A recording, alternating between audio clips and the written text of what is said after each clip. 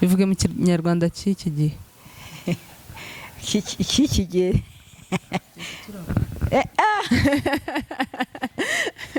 ngo ni ukubarabura. Tubwire Ikinyarwanda cy'icyari naniyibuze. Ikinyarwanda cy'iki gihe ubu ngubu bahita bavuga ati rero ngiye kubarabura ibintu bigiye kuzabaho. barishwanyaguye bamwe baba mu marimbi, ayo madayimoni nyine yarabajyanye iyo ngiyo bicisha ibiseba, amabuye, ibiki, mbega amerewe nabi. yagera imbere ya Yesu akahakirira. dayimoni yakubamo yarangiza ikaguha agahenge. ntago yaguha agahenge rwose, ariko ishobora kubigukoresha ibindi bikorwa runaka. wenda ukagenda ukaba wagenda ukinjira nko mu nzu.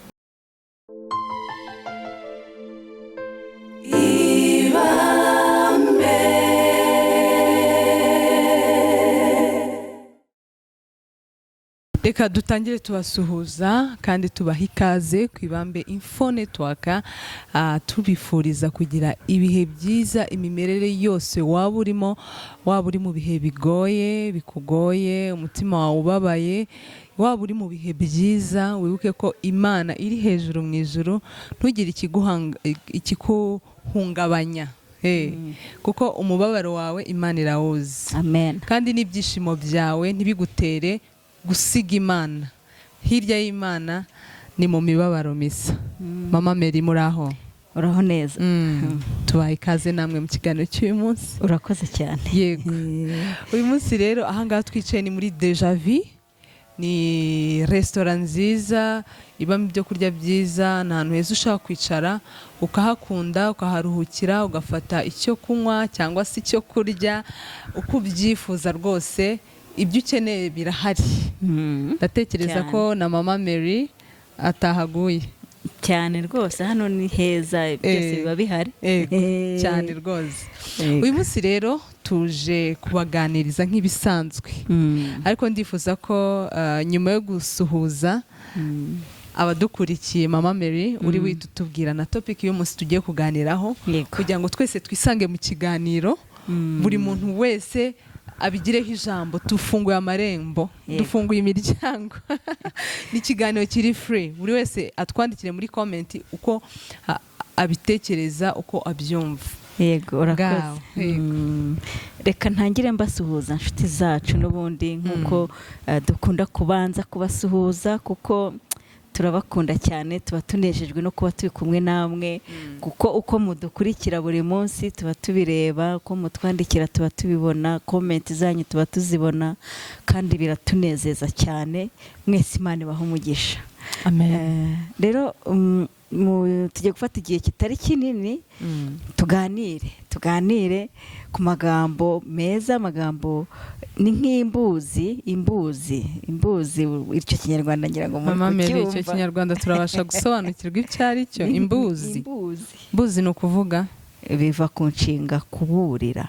Ni imiburo, kubwira umuntu ibyenda kuba kugira ngo abyitegure.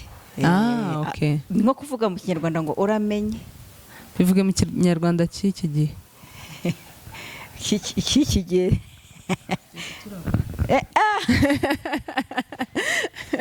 ngo ni ukubarabura. Tubwire Ikinyarwanda cy'icyari naniyibuze. Ikinyarwanda cy'iki gihe ubu ngubu bahita bavuga ati rero ngiye kubarabura ibintu bigiye kuzabaho. Ariko nyine ni uburyo bwo kuburira abantu, kubabwira ibigiye kuzaba. Urumva ko ni uburyo bwiza, cyangwa se ni ikintu cyiza cyo gutega amatwi. Buriya iyo umuntu agiye kukubwira ngo ejo hazaba iki, nawe uhita wumva ukeneye kumenya koko ikizaba ejo. Kuko ikiremwa muntu duhora dufite amatsiko yo kumenya ikizaba ejo. Ari nayo mpamvu usanga hariho abajya mu bapfumu, akajya kuraguza gupfumaguza, none akajya kuraguza. Yes, akajya kuraguza kugira ngo harajya gutangira business akajya kubiraguriza. Akavuga ati reka menye iyi business nibizahomba cyangwa nibizunguka. Bega buri kintu cyose agiyemo akajya kukiraguriza kugira ngo amenye uko bizaba ejo. Iyo ugize amahirwe rero umenya amarenga y'ibizabijo. ariko ko kuraguza ntabwo ari byo, ntabwo kwemewe. araguriza hehe? uwo mupfumu zira n'imbaraga za satani. satani nawe ashobora kumubeshya akamubwira ngo nibyo koko ngo uzagubwa neza, nyamara nta kuri kuba kurimo. imikorere ye turayizi. ari nabyo tugiye kuvugaho, kuko Bibiliya irabivuga neza cyane ko turi mu bihe bya nyuma. nibyo ku bakristo, ku bategereje kugaruka kwa Yesu Kristo, ibi ngibi imitima yacu ibizi neza. rero topic tugiye kuvugaho iravuga ku byerekeye no kuba maso. tube maso kandi dusenge. nishaka ndongeraho ngo kugira ngo tutajya mu moshya. na Yesu yabibwiye intumwa ze muri cya gihe basengaga. icyo gihe bari begereje urupfu rwa Kristo. arababwira ati mube maso musenge mutagwa mu moshya. igihe cyose umuntu atabaye maso agwa mu moshya cyane rwose. ahura n'akaga gakomeye. kuba maso bituma umenya nyine bikurindiriye, bikaza wabyiteguye kuko uri maso, ntabwo bije usinziriye. ariko uku kuba maso tuvuga birenze kuba umuntu nyine akanuye areba ibintu byose bitambuka. kuba maso ni amaso y'umwuka. yego, kuko hari byinshi biba biri kuri izi mbuga nkoranyambaga tugenda tubona. biravugwa cyane. hari n'ibyo abantu rwose bumva batanashyizemo imbaraga zo gushaka kubishakisha ngo babibone. ariko kubera ko biri kuvugwa cyane, nawe ukisanga ibyo bintu wabimenye ko biriho, biri kuvugwa. rero hari nyine ibyaduka cyane muri iyi minsi y'imperuka, muri iyi minsi turimo. hari igitabo tugira cyitwa ngo ibyaduka byo mu minsi y'imperuka. mu minsi y'imperuka hari ibintu byinshi cyane bigenda byaduka umunsi ku munsi. reka mbanze mbasomere n'ijambo riri mu rwa kabiri rwa Timoteyo, kuko Pawulo yabivuzeho. Pawulo yabivuzeho avuga nyine ibyo byaduka byo mu minsi y'imperuka. mbere y'uko noneho tunabihuza ibyo tugiye gusoma ahangaha, mbere y'uko tunabihuza n'ibyo tubona koko hano mu Rwanda, n'ibyo tubona biba byiruka byaduka biza bihinda. Rwa kabiri rwa Timoteyo igice cya 3. Pawulo yandikiye Timoteyo aramubwira ngo titire iravuga ngo buhenebere buteye ubwoba bwo mu minsi y'imperuka. ngo umenye yuko mu minsi y'imperuka hazaza ibihe birushya, kuko abantu bazaba bakunda impiya, birarira, bibona, batukana, batumvira ababyeyi babo, indashima, batarabera, ngo badakunda n'ababo, batuzura, babeshyerana, batirinda, bagira urugomo, badakunda ibyiza, bagambana, ibyigenge, bikakaza, bakunda ibibanezeza aho gukunda Imana, ngo bafite ishusho yo kwera ariko bahakana imbaraga zako. ngo abameze batyo ujye ubatera umugongo. kwa kuba amaso uri kukumva gutera umugongo bameze batyo.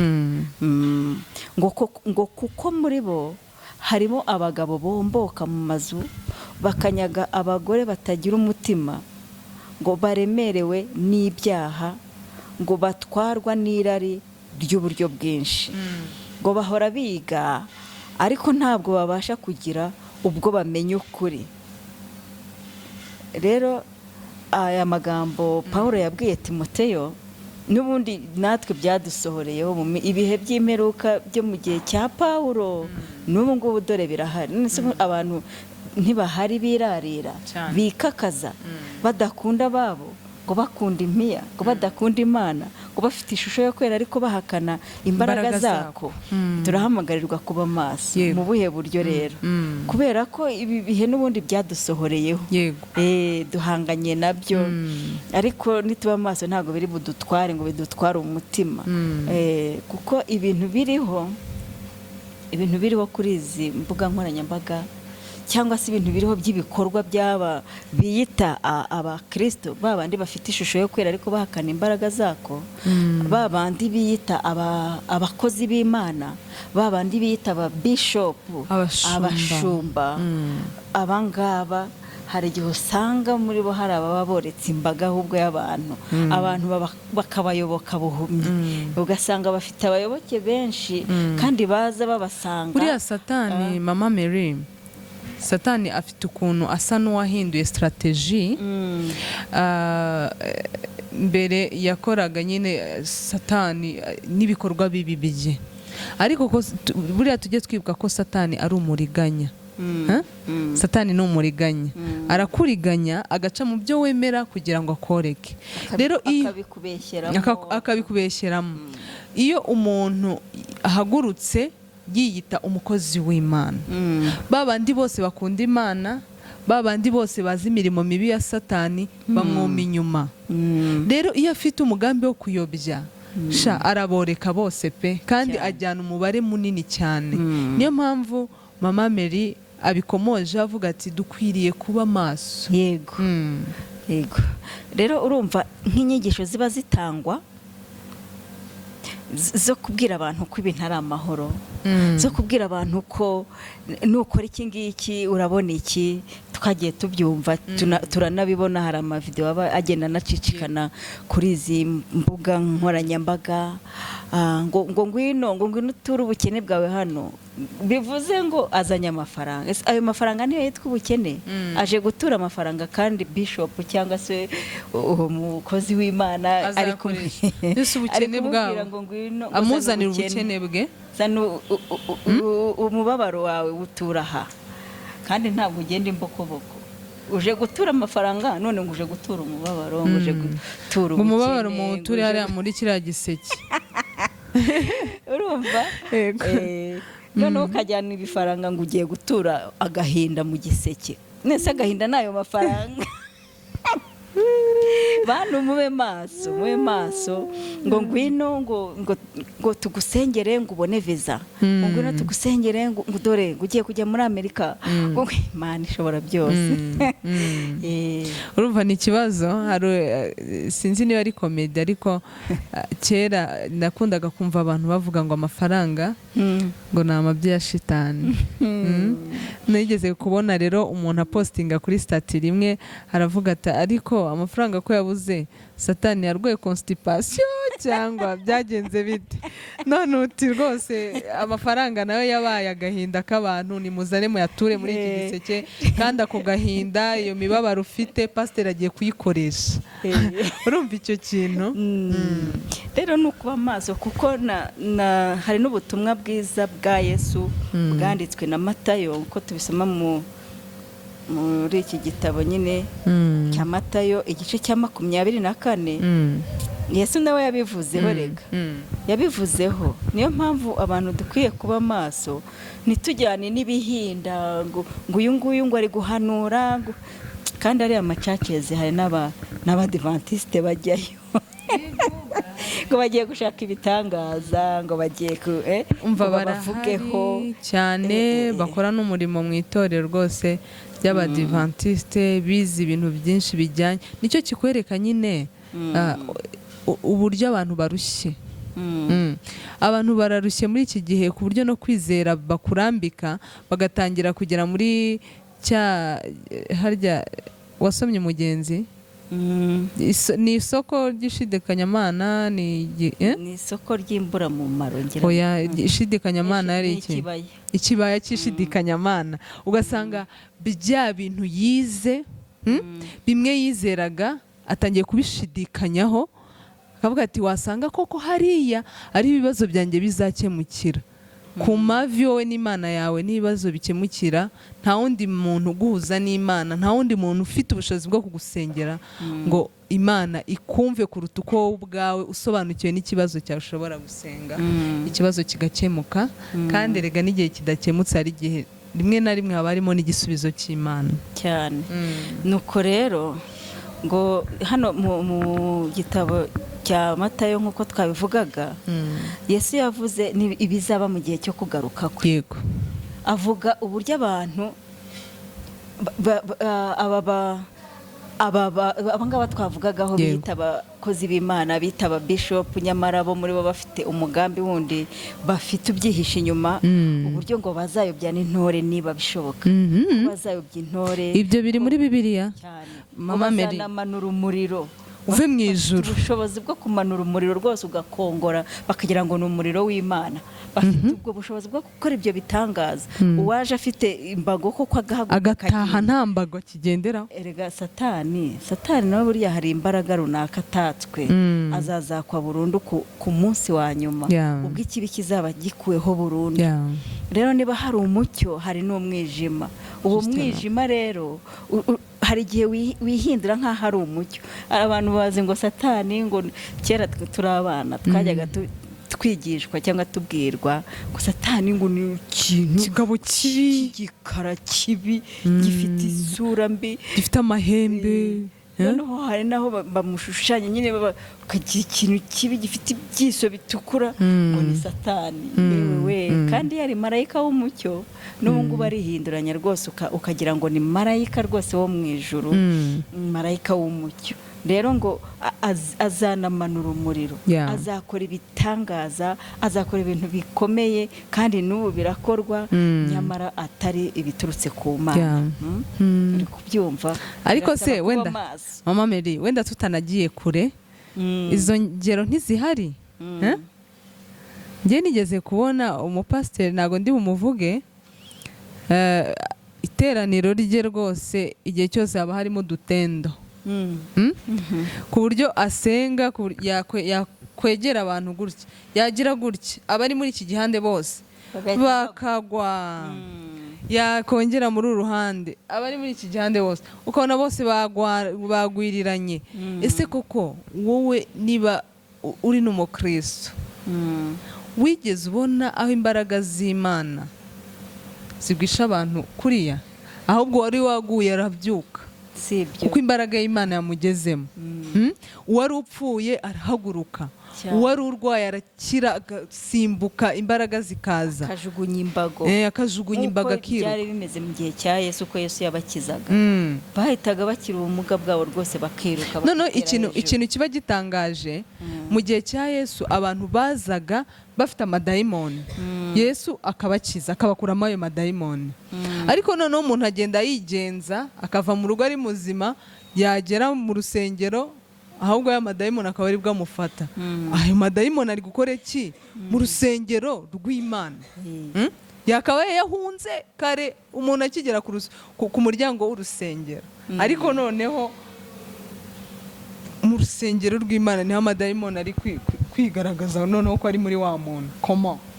Aho ngaho wenda ashobora gukongorwa na wa muriro nyine wa nyawo, kuko umuntu n'ubundi ashobora gukirizwa mu rusengero, ashobora kumva ijambo ry'Imana, hakagira igihinduka muri we, kubera ko Imana iba yaratanze impano zigiye zitandukanye.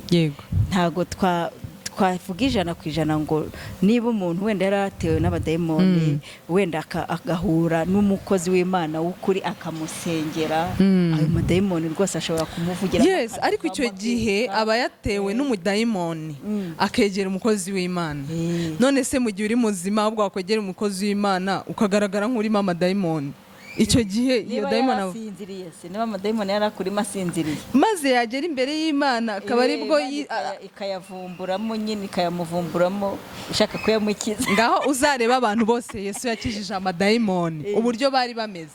Bamwe bazaga barishwanyaguye, bamwe baba mu marimbi, ayo madayimoni nyine yarabajyanye iyo ngiyo, bicisha ibiseba, amabuye, ibiki, mbega amerewe nabi. Yagera imbere ya Yesu akahakirira. Dayimoni yakubamo, yarangiza ikaguha agahenge?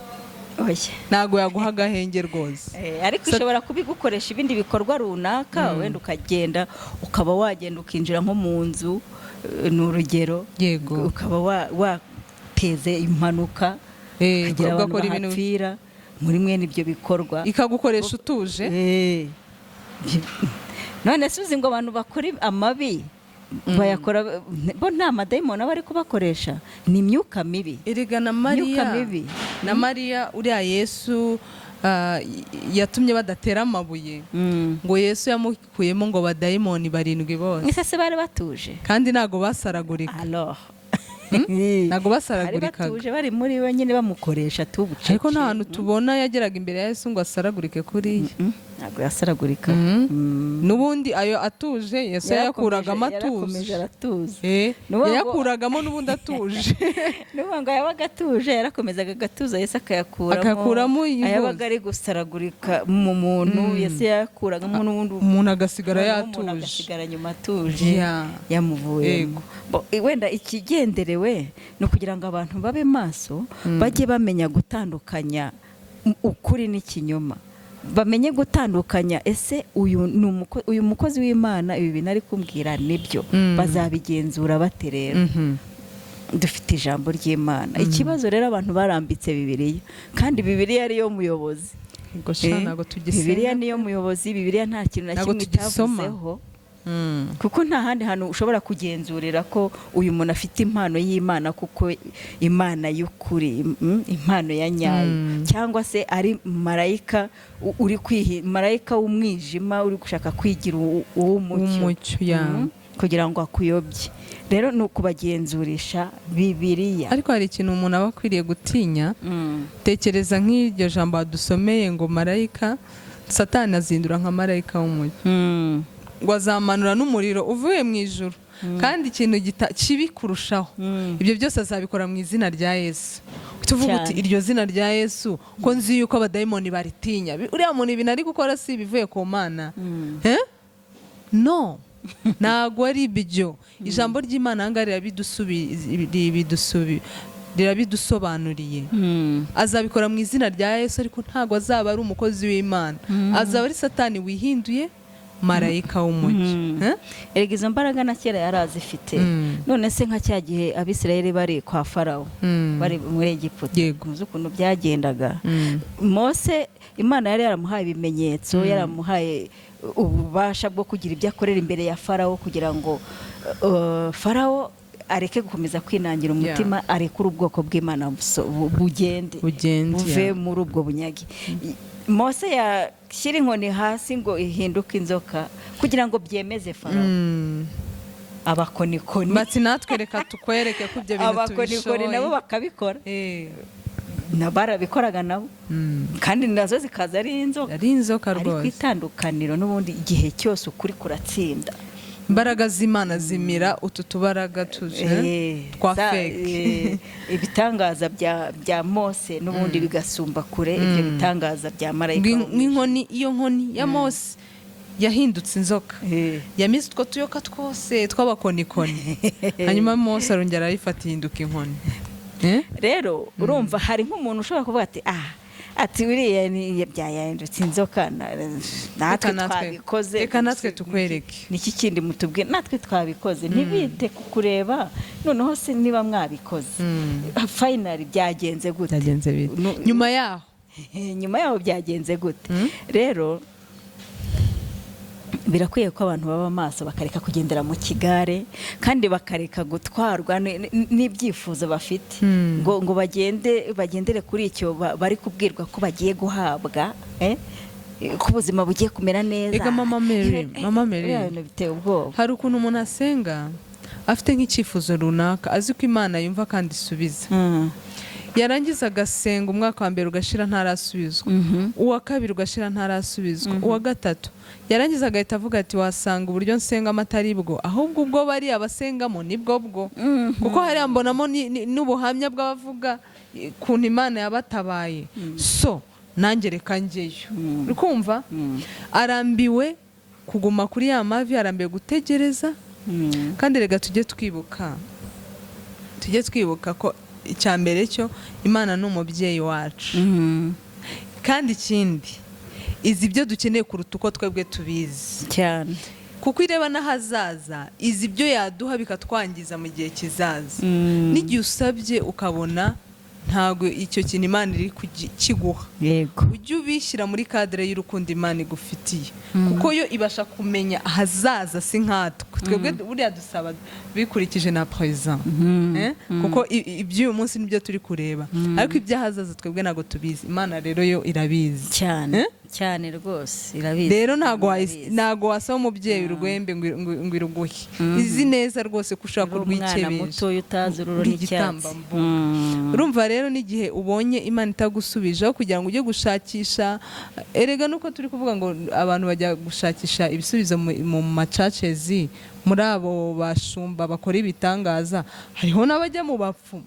Ewe abo noneho ariko bavuga ngo Imana ko itari kunyumva, reka njyewe njye kwishakishiriza ahandi.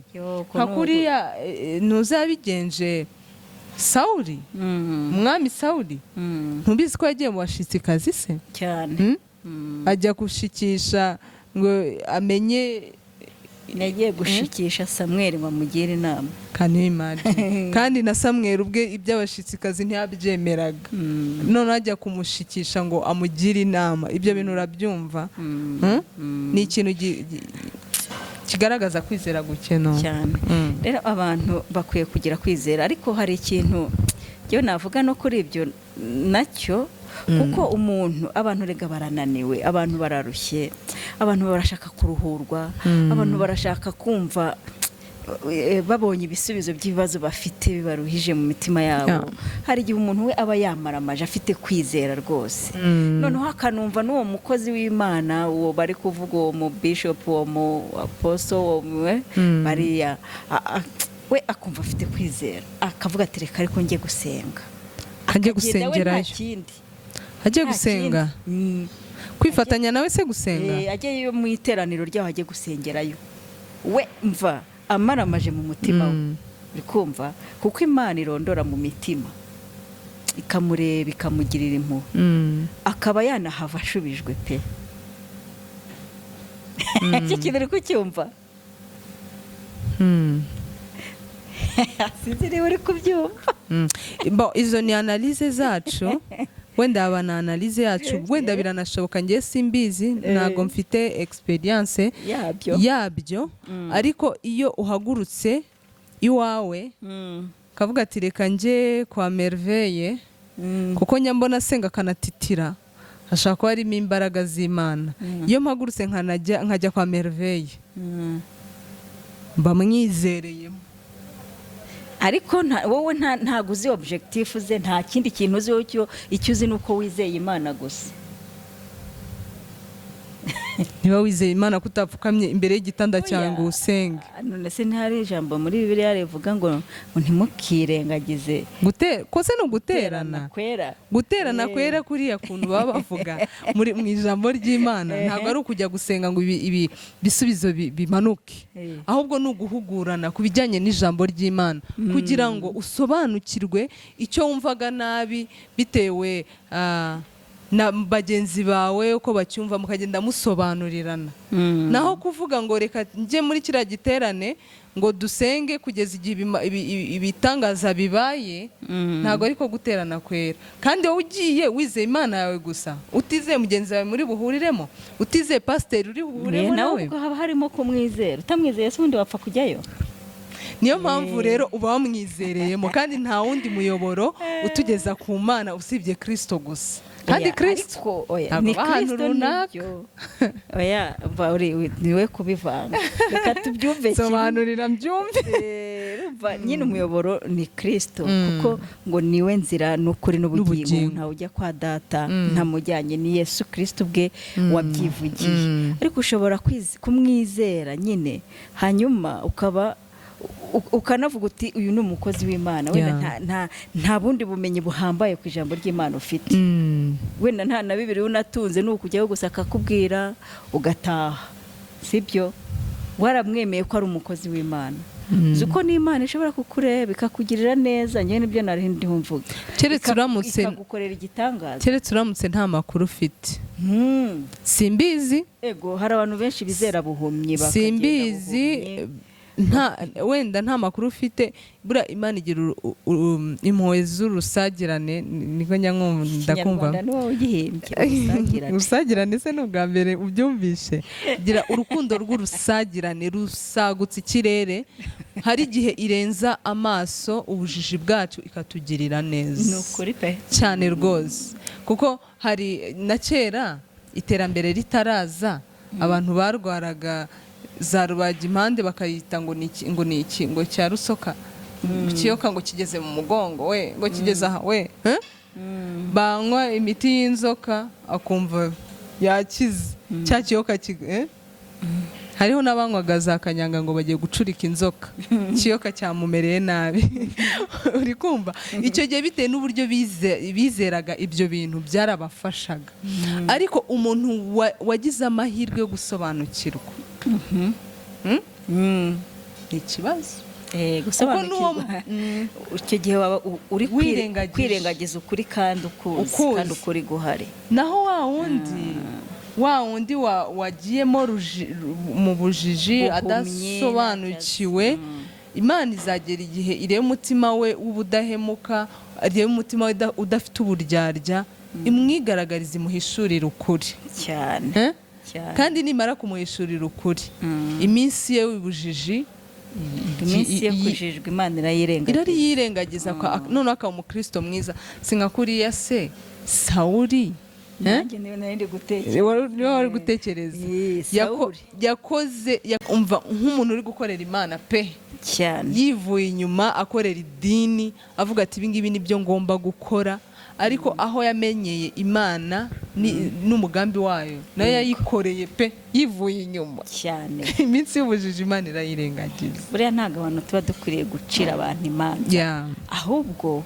umuhamagaro wacu cyangwa se inshingano yacu iba ari iyo kuvuga ukuri kuko ijambo ry'Imana riravuga muri Yesaya ngo musange amategeko y'Imana ibiyihamya ngo nibatavuga ibihwanye n'iri jambo nta museke uzabatambikira rero niba batarumva ukuri ntago bari kukwirengagiza mu by'ukuri ariko igihe cy'Imana kizagera bamenye ukuri kandi nibamenye ukuri uko kuri kuzababatura bayoboke inzira ya nyayo bubaha Imana bagendere mu murongo ukwiye bakurikiza amategeko yayo hanyuma umuseke ubatambike ariko mama Mary hari n'ukuntu umuntu amenya ukuri ariko bitewe n'ibibazo by'isi n'ingorane yagiye ahura nazo agacika intege nawe ntabwo ari uwo gucirwa urubanza ugacika intege ugatangira gushidikanya rero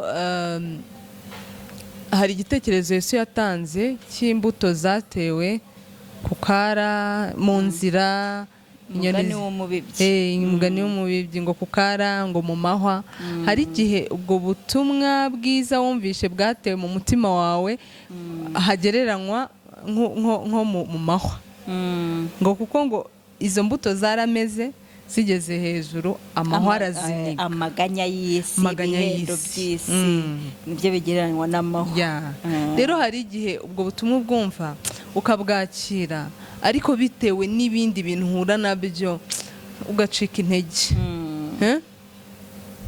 za mbuto ntizitanga umusaruro ugacika intege ugasubira mu byo wahozemo ugatangira kwizera ibyahe n'ibyahe ariko buriya umuntu w'Imana igihe cyose Imana iramukurikirana cyane buriya nta muntu n'umwe tuba dukwiriye gucira urubanza ahubwo nujya ubona mugenzi yawe yateshutse nta kindi cyo gukora usibye kumusabira cyane dusabirane cyane pe umucamanza ni umwe n'Imana yonyine kuko niyirondora imitima ahubwo wenda icyo twabwira wowe udukurikiye inshuti yacu ni uko niba uri no muri izo ntege nke kuko turi mu isi ntago turageraho Satani atabasha kurasa imyambi niba uri mu ntege nke bwira Imana wa mwanzi wanjye wewe kunyishima hejuru kuko Imana irabireba, irakuzi, iragusobanukiwe. Ningwa nzabyuka, nicara mu mwijima Uwiteka azambera umucyo. Aya magambo yavuzwe na Zaburi, muri Zaburi yavuzwe na Dawidi. Rero nawe niko wasenga uvuga uti wa mwanzi wanjye wowe winyishima hejuru, kuko ubwo bujiji waba urimo, uko gucika intege waba urimo, situation yose y'ubuzima waba urimo, Imana ibikureba, kandi rwose ugira ibyiringiro ko naho wagwa utazarambara, kandi Imana izabigenza neza mu gihe gikwiye. Rwose Imana iguha igisubizo gikwiriye, Mama Mary. Ni ukuba maso, ni ukuba maso rero inshuti zanjye, inshuti zacu, inshuti tubakunda kubi, turabakunda, niyo mpamvu duhora tubabwira ibintu nk'ibi. Ni ukuri tube maso, dusabirane twese, tumenye gutandukanya umwijima n'umucyo, ukuri n'ikinyoma, turondore mu byanditswe, kuko niho iby'ubugingo biri. Kandi rega niko kuba maso. Buriya iyo udasomye ijambo ry'Imana, umuntu yakuyobya uko ashaka cyane, kuko we aza afite umugambi wo kukuyobya, akagusomera n'amagambo ari muri Bibiliya kugira ngo akuyobye. Iyo rero utafashe umwanya uhagije wo gusoma ijambo ry'Imana, urayoba cyane. Yes, urayoba kabisa. Ariko iyo usoma ijambo ry'Imana, buriya nta wakuriganya. Gusoma, gusenga igihe cyose budasiba, senga udasiba rwose. Hari ikindi se mu nta kindi, ndumva twasoza ikiganiro. Icyo kwibukwa mu minsi y'imperuka. Noneho nanjye ndavuga ibindi byo kwiga no kuzirikana. Tuvuga ibyo kwiga no kuzirikana. Icyo kwibukwa mu minsi y'imperuka, Satani azihindura marayika w'umucyo, azakora ibitangaza mu izina rya Yesu, azayobya n'intore niba bishoboka. Mwitonde rero mutayoba, mutagwa mu moshyi. Ngatubwira ibyo kwiga no kuzirikanwa. Kuba maso nta kundi ni ugusoma ijambo ry'Imana umunsi ku wundi, kuko Bibiliya ngo ni nka GPS. GPS ni porogaramu iyobora abagenzi, ikakuyobora ahantu ukwiye kunyura. Rero campus, Bibiliya nayo ni uko nguko, nibwo buryo bwo kuba maso. Kandi ni ugusenga ubudasiba umunsi ku wundi, ntuhugire mu by'isi ngo wibagirwe kwisunga umukiza wawe. Yego, ibyo ni ibyo kwigwa no kuzirikanwa. Reka dusoze. Yego, reka dusoze. Mwakoze kubana natwe. Ibi bintu byose tuganiriye, ntimugire ngo ni mwebwe mwenyine turi kubibwira, natwe ubwacu turi kubyibwira ngo dutyazanye nk'icyuma gityaza ikindi. Uko tubibabwira niko natwe tubyiyibutsa. Dukwiriye kwiga ijambo ry'Imana, gusenga cyane ubudasiba, kuba maso ngo tutagwa mu moshyi. Amen. Mureke dusoze tubibutsa ko tubakunda, tubibutsa ko mutwandikira comment aho hasi, rwose biremewe. Tubibutsa gukora like ikiganiro wagikunze, tubibutsa gukora subscribe niba utarabikoze, unasharinga iyi nkuru rwose ikwire isi yose. Amen. Bye. Bye.